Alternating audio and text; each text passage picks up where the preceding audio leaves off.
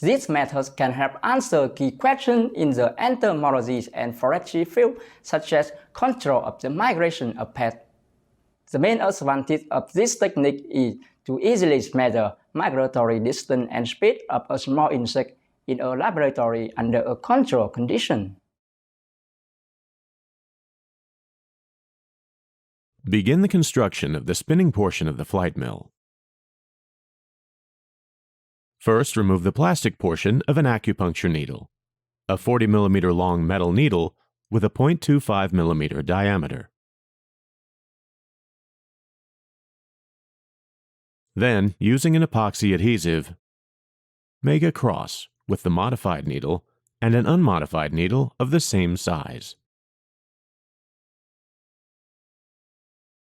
This makes the flight mill arm and an axial needle. Next, prepare a small metal plate.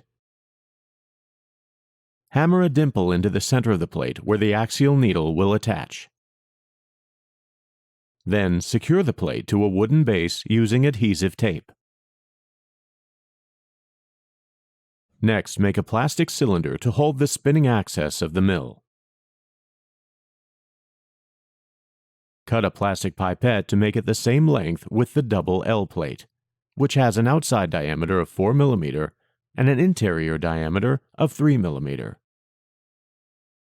Then attach these parts to the base plate with the cylinder over the dimple and with the double L plate stabilizing the cylinder. Now make a holder from an L